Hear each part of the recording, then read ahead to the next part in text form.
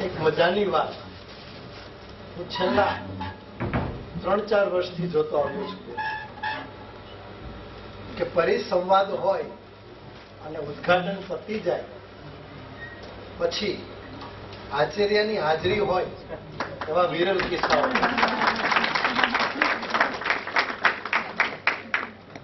મેં 4 વાર આ ઘટનાને સુખદ રીતે પુનરાવર્તિત થતા જોઈ છે. Thank you very much.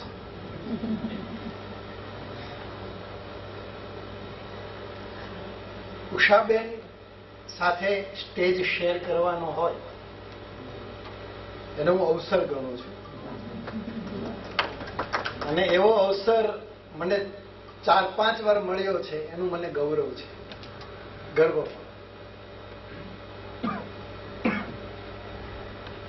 Himmatbhai અને નિસર્ગભાઈ સ્નેહી મિત્રો છે અને ગઈકાલનો આ છોકરો જે શાયર બની ગયો છે, છંદને રવાડે ચડ્યા પછી કુછંદ તો નહીં કહું પણ અછાંદસને રવાડે ચડ્યો છે, એનો આનંદ છે. હા, આવતા વખત મેં પેલા આને ઘુમેડ્યું ચારી બાજુ. મારા નજરમાં એક પેલું લોખંડનું પેલું સ્ટેન્ડ હતું, પેલાના એક સમયમાં આવતું હતું, એને અમુક ચોક્કસ જગ્યાએથી જ વાળી શકે છે, બધેથી વાળવું શક્ય નહીં નિસર્ગમાં. આ ફ્લેક્સિબલ એટલું બધું છે, એવું નહીં કે અહીંથી જ વળે કે અહીંથી જ વળે. એટલા માટે છાંદસ કવિતામાં શબ્દ, પંક્તિ, યતિ આ એક ચોક્કસ વળાંક તમને સૂચવે કે ભાઈ અહીંથી જ વળવું, એમ એરો બતાવ્યો હોય. બસ એ 17 તો 17 મંદાક્રાંતા કે શીખરી નહીં, એ 17 આ બાજુ. ક્યાં કોઈ કવિ છૂટ લે તો એ વાત જુદી છે, એને ટીકા કરો પછી આંગળીથી ધીરે બતાવો. અછાંદસ છે એનું નક્કી નહીં કે 5 પંક્તિનું હોય ને 50નું હોય, એ 2 શબ્દનું હોય ને 1 અક્ષરની 1 પંક્તિ હોય. ટુકડાઓથી એક આકાર રચાતો હોય છે, ટુકડાઓથી એક આકાર રચાતો હોય છે. એક ચોક્કસ આકાર નથી, જે રીતે લંબચોરસ, ચોરસ, ત્રિકોણ, અહીંયા આકાર નથી. નિયમકૃત, નિયમ રહિતા જેને આપણે કહીએ છીએ ને, એ પ્રકારની એક આ કાવ્ય વ્યવસ્થા છે, કાવ્ય વિચાર છે. અને એ વિચાર એટલે જ રોબર્ટ ફ્રોસ્ટે કીધું હતું કે અછાંદસ લખવા ખૂબ અઘરા છે, મુશ્કેલ છે. એમણે ત્યાંની રમતનો રેફરન્સ આપ્યો, બેને ટોપીવાલા સાહેબનો સંદર્ભ આપ્યો. પણ મારા સ્મરણમાં એવું હતું ને હજુ એવું છે કે સાયકલ વાળું દ્રષ્ટાંત કદાચ ચીનુ કાકાએ આપ્યું છે કે સાયકલ એટલે may be wrong, I am not sure, અને ચીનુભાઈએ કહ્યું એ રીતે. પણ આપણે ત્યાં જે સાયકલનો દ્રષ્ટાંત આપવામાં આવ્યું કે સાયકલ ચલાવતા પૂરી રીતે આવડી ગયા પછી તમે છૂટા હાથે સાયકલ ચલાવી શકો. રોબર્ટ ફ્રોસ્ટ એમ કે છે કે આ અછાંદસ જે છે એ નેટ વિના ટેનિસ રમવા જેવું છે. એનો એક્ઝામ્પલ આપે છે. ટોપીવાલા સાહેબને હું યાદ કરીશ, કારણ કે કરવા જ પડે. અછાંદસ વિચાર અંગે જયારે વિમર્શ થતો હોય ત્યારે ચોક્કસપણે તમે એને બાદબાકી ન કરી શકો. અને સૌથી વધુ આ બાબતે ચિંતન ટોપીવાલા સાહેબે કર્યું છે. એમણે કીધું કે છાંદસ કવિતા એ પેલા ચોક્કસ આકારની ઈંટોના ચોસલાનું બનેલું મકાન છે. અછાંદસ એ અનિયમિત આકારના પથ્થરોથી રચાતી ઇમારત છે. આત્યંતિક રીતે એમણે તો એમ પણ કહ્યું બેન કે જે લોકોને એટલે કે કવિઓને છંદ નથી આવડતા એમને અછાંદસ લખવાનો કોઈ અધિકાર નથી. આત્યંતિક રીતે કહું છું. અને એ જ આત્યંતિકતાને ચુસ્તપણે વળગીને પિયુષ એમણે અછાંદસ મીમાંસા નામે જે પુસ્તક આપ્યું, કેટલાક ગુજરાતી ભાષામાં લખાયેલા કાવ્યો વિશે, અછાંદસ કાવ્યો વિશે સમીક્ષાત્મક લેખોનું સંપાદન કર્યું. એમાં એવા જ 25 કવિઓને લીધા કે જેમણે છાંદસ કવિતા લખી. આમાં યજ્ઞેશ દવે કે પછી રાજેન્દ્ર પટેલ ન હોય એટલે ન હોય, કારણ કે એમને છાંદસ નથી લખી. આ એક ચોક્કસ એમની સમજ છે અને સમજ પ્રમાણે વર્તે છે. પણ શા માટે જરૂર પડી? સમય છે, સમય ચોક્કસ એનું સ્વરૂપ શોધી લે છે. બેને વાત કરી ને સંવેદન, હું સંવેદનમાં એક આ સમયને પણ ઉમેરીશ. સમય છે એનું સ્વરૂપ શોધતું હોય છે. સુધારક યુગમાં કે મધ્યમ કાળમાં લયનું પ્રભુત્વ હતું. આપણે ત્યાં ગીતો મળ્યા છે, ગદ્યમાં પણ લય હોય છે. હા, ગદ્યનો પણ એક લય હોય છે. આપણે જે વાત કરી, ઉષાબેને સરસ મજાની ભૂમિકા બાંધી આપી. એટલે અમારે બહુ એ દિશામાં હવે જવાનું નહીં. મારે માત્ર ગાંધીયુગ, અને મને તો પ્રશ્ન એ હતો કે ગાંધીયુગ અને અછાંદસ કંઈક જુદી રીતે વિચારવું પડશે કે વાત કરવી પડશે. કારણ કે અછાંદસ એ ગાંધી યુગના સાહિત્યને બંધ બેસતું સ્વરૂપ જ નથી. પરિણામે આવ્યું નથી, બહુ મોડુંથી આવ્યું છે. જયારે આવ્યું છે ત્યારે ગાંધી યુગ પૂરો થઈ ગયો છે. Mind way. શ્રીધરાણી અને ઉમાશંકર એક જ વર્ષે એક જ સાથે અછાંદસ લાવે છે, ત્યારે આપણે ગાંધી યુગને ઓળંગી ગયા છીએ. હા, એ ગાંધી યુગના કવિઓ છે, જરૂર છે. એટલે જયારે મારે ગાંધી યુગ અને અછાંદસ વિશે વાત કરવી હોય ત્યારે મારા આસપાસ જરા વિગતે નજર ફેરવવી પડે અને પૂરી સભાનતા જેમ આંગળી મૂકીને વાત કરવી પડે. નાનાલાલને યાદ કર્યા, બહુ યોગ્ય રીતે યાદ કર્યા. બળવાખોર પ્રકૃતિના આપણા કવિ ન માફક આવ્યા છંદ એમને, અને છંદ પર પ્રભુત્વ જબરજસ્ત હતું એમનું. લય પણ એટલો જ સમૃદ્ધ હતો એમનો. ગીતની બાબતમાં તો આપણે એમ કહી શકાય કે નાનાલાલથી નરસિંહ એ પહેલો વિરામ છે, અને પછી રમેશ સુધી જવું પડે. એટલે લયની બાબતમાં કે છંદની બાબતમાં એમના કાન સરવા હતા, કાનસેન હતા.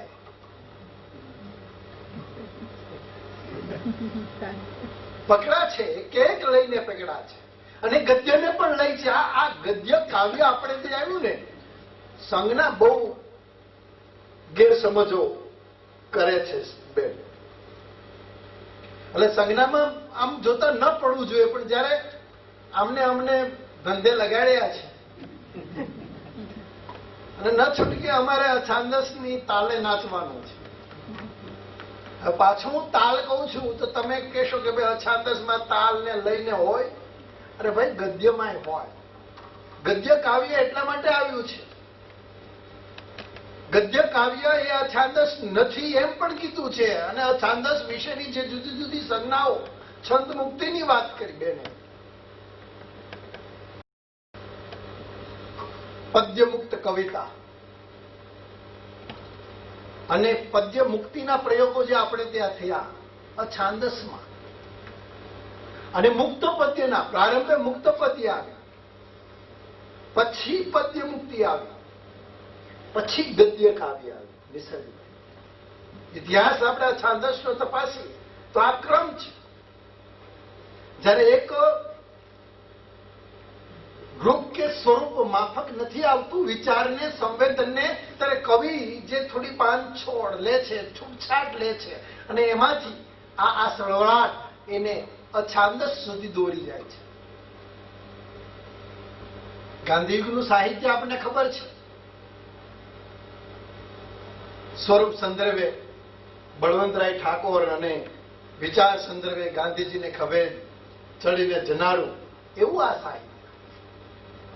સમર્થ કવિઓ જેને કહીએ ગાંધીયુગના, એવા બે મોટા નામ સુંદરમ અને ઉમાશંકર સંપૂર્ણપણે ગાંધી રંગે રંગાયેલા, ગાંધી વિચારને આત્મસાત કરેલા, અને પરિણામે એ લયના કવિ છે. પ્રલયના નહીં, લયના કવિ છે. પણ યાદ રહે કે સમાજવાદીઓ જ્યારે ગાંધીજીથી પ્રેરાઈને જેલમાં ગયા અને જેલમાંથી બહાર આવ્યા અને સમાજવાદી કાર્લ માર્ક્સનો એના પર જે પ્રભાવ હતો, પરિણામે એમની પાસે જે કવિતાઓ મળેલી, સુંદરમે પહેલા જ કોયા ભગતની કડવી વાણી આપી છે. આક્રોશ છે, પ્રશ્ન છે ઈશ્વર સામે કે કોયો ભગતે એની આંખોના ડોળા ફાડી ફાડીને તને પૂછે. નીચે જે કહ્યું હતું ગોડ ઇઝ ડેડ, સુંદરમમાં પડઘાય છે જરા જુદી રીતે. આ નકાર, આ હતાશા, આ ઈશ્વરની બાદબાકી, આ અછાંદસનો જન્મ આમાંથી થયો છે કે કોયો ભગત એની આંખોના ડોળા ફાડી ફાડીને તને પૂછે, આ યુગોના યુગો તને રાખી જોયો, હવે તારું તે કામ અહીં શું છે?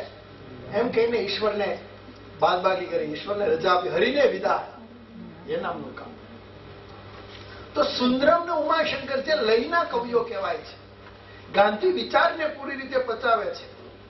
અને એ આવે એ પૂર્વે નાનાલાલ આવ્યા છે, ડોલન શૈલી આવી છે, છંદનું માળખું એને માફક નથી આવ્યું. બળવંતરાય આવ્યા જેને અગેય પ્રવાહી રચના આપી. મને તો અછાંદસના મૂળ ત્યાંય દેખાય છે. બળવંતરાય જે યતિને હળવો કર્યો, સળંગ વિચારને વહેતો કર્યો. નહીતર એક પંક્તિ પૂરી થઈ જાય, એક પહેલી પંક્તિમાં એક વાત પૂરી થઈ જાય, ઉગે છે સુરખી ભરી રવિ મૃદુ હેમંત નો પૂર્વમાં, બસ તે વાત પૂરી થઈ. પછી બીજી પંક્તિમાં બીજી, એને અનુસંધિત બીજી વાત કે હું જાવ છું ત્યાં આવશો કોઈ નહીં. હજારો નિરાશામાં અમર આશા છુપાઈ છે. એક પહેલી પંક્તિ પેલો વિચાર, બીજી પંક્તિ એને અનુસંધાન માટે એક વાક્ય. બળવંતરાયે એમાં સાતત્ય, સળંગ, એક જ વિચાર બીજી પંક્તિમાં પણ આવે અને અડધે બીજી પંક્તિમાં પૂરી થઈને ત્યાંથી પછી બીજો વિચાર શરૂ થાય. આ સંકેતો છે.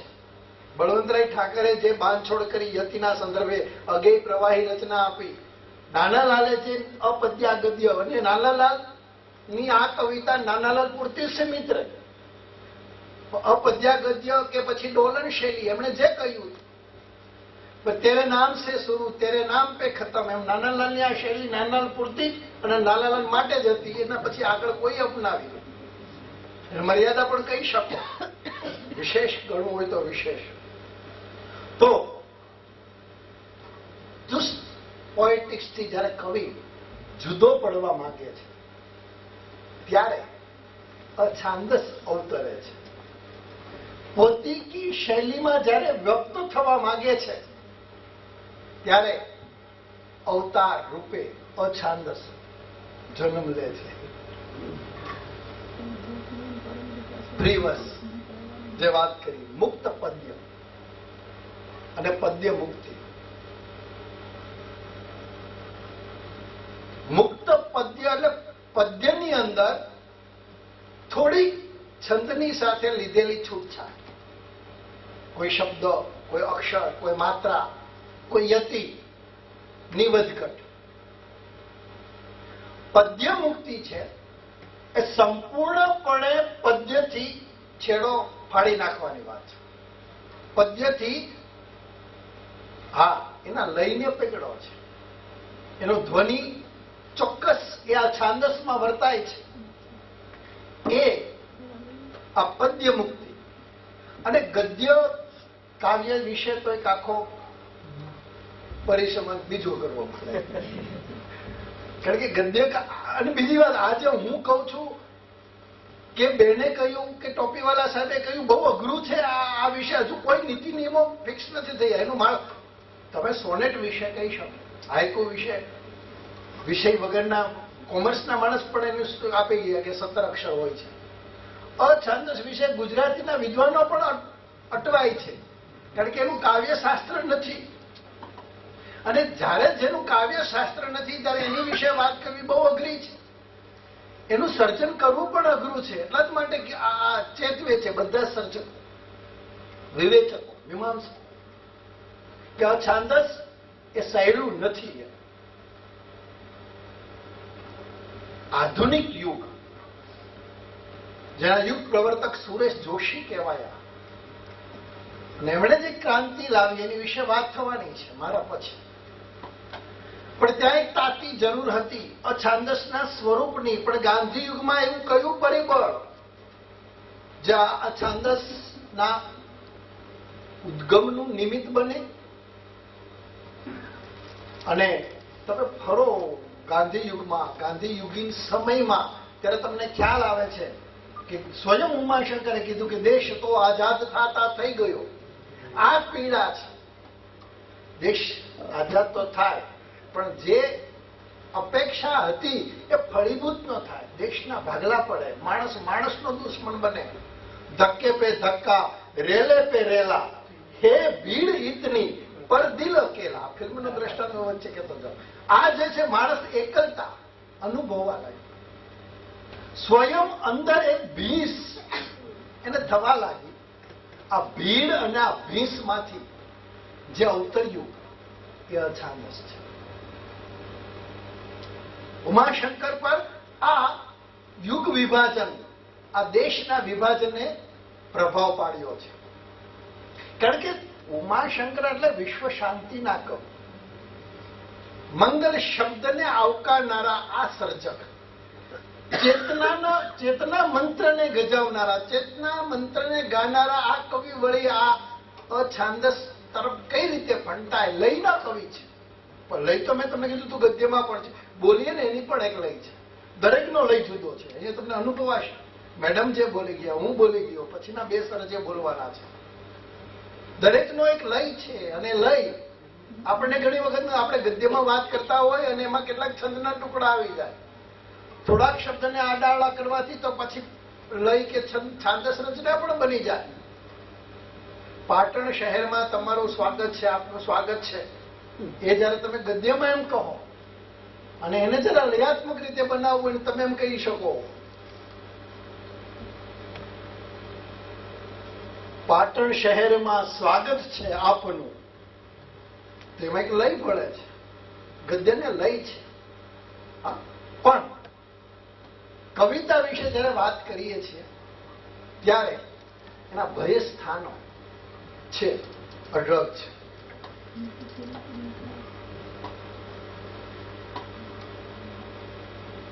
હું આ સ્વરૂપ મીમાંસામાં બહુ જાજો નથી પડતો. થોડી નોંધ છે મારા લેખમાં, વિગતે હશે. કારણ કે અછાંદસના લયની જે પેટર્ન્સ છે એ અનિયમિત છે. દરેક કવિએ જુદી છે, એમ દરેક કવિતાએ પણ જુદી છે. પણ પછીથી એ જ જેમ આધુનિક યુગમાં થયું કે એક સંવેદન અમુક પ્રકારે અછાંદસમાં વ્યક્ત થઈ ગયું, અને પછી યુગ પલટો આપણે બહુ ટૂંકા ગાળામાં અનુભવ્યો. કારણ કે એ સંવેદન અને એ અભિવ્યક્તિ ત્યાં ખર્ચાઈ ચૂકી હતી. એટલે એવા એક અસિદ્ધ લયનો આશ્રય આ છંદમાં હોય છે, લેવો પડતો હોય છે. એક એવા કવિનો હું ઉલ્લેખ કરીશ બેન, કે એમને કેમ અછાંદસ ન લખ્યું એ મારા મનમાં પ્રશ્ન છે. એમનું જીવન, એમનું સર્જન, એમનું વાંચન, એમના વિચારો, એની બહુશ્રુતતા, વિદેશી અનેક ભાષાઓનો એને જે આત્મસાત કરી હતી, એ કવિ બહુ ટૂંકા વયે અવસાન પામ્યા, આત્મહત્યા કરી. એ કવિ એટલે હરિશ્ચંદ્ર ભટ્ટ. એમના અવસાન પછી ઉમાશંકરે એમના કાવ્યોનું સંપાદન સ્વપ્ન પ્રયાણ નામે કર્યું, અને એમના જે પત્રો આવતા ઉમાશંકરભાઈ, અને એ દ્વારા એમને જે વિચારો પ્રગટતા, એ વિચારો વાંચતા એમ લાગે છે કે આની પાસેથી કદાચ આ પ્રગટવું જોઈતું હતું, અછાંદસ પ્રગટવું જોઈતું હતું. એની જે આંતરિક પીડા, પોલિશ ભાષાના તો ખૂબ જાણકાર હતા, અને એ સર્જકની જે થોડીક સમજ હતી, વિશ્વ કવિતાનો પાસ તમને હરિશ્ચંદ્રભાઈની કવિતામાં પ્રબળપણે જોવા મળે છે. સમય કરતા વહેલા આવી ગયેલા કવિ છે, હું એમ કહી શકું. સમય કરતા વહેલા આવી ગયેલા કવિ, બહુ ઊંડાણપૂર્વક, પૂરી સમજદારીપૂર્વક લખ્યું છે. ગાંધી પ્રભાવ જ્યારે ચરમસીમાએ પહોંચેલો અને આવેગભર્યો જ્યારે ઉર્મિનો ઉછાળ ગીતોમાં અને સોનેટોમાં ઠલવાતો હતો, કારણ કે ગાંધી યુગના પ્રબળ એવા બે સ્વરૂપો સોનેટ અને ગીત, એવા સમયે જરા જુદી રીતે પોતાનું સર્જન દાખવતા આ સર્જક આપણને મળે છે. કાવ્ય વિશે લખ્યું છે, વિચાર્યું છે, કવિતા વિશે કવિતા તો લખી અને પરિણામો મને એમ લાગે છે પોતે એવું છે કે કવિતામાં પ્રાસ ચુસ્ત રીતે હોવી જરૂરી નથી, આવું માનતા હરિશ્ચંદ્ર. સાથે સાથે એણે એમની જગ્યાએ પ્રશ્ન પણ કર્યો છે કે એવું જલ્પન અંગતપણે લાગણીઓને પ્રોવોક કરે, ઉશ્કેરે, તેને ગુડ પીસ ઓફ લિટરેચર કહેવાય કે? ફરીથી, એવું જલ્પન અંગતપણે લાગણીઓને પ્રોવોક કરે, ઉશ્કેરે, તેને ગુડ પીસ ઓફ લિટરેચર કહેવાય કે? આ જે વ્યથા છે, આ જે પ્રશ્ન છે, આ જે સંવાદ છે જાત સાથે, એમની કવિતા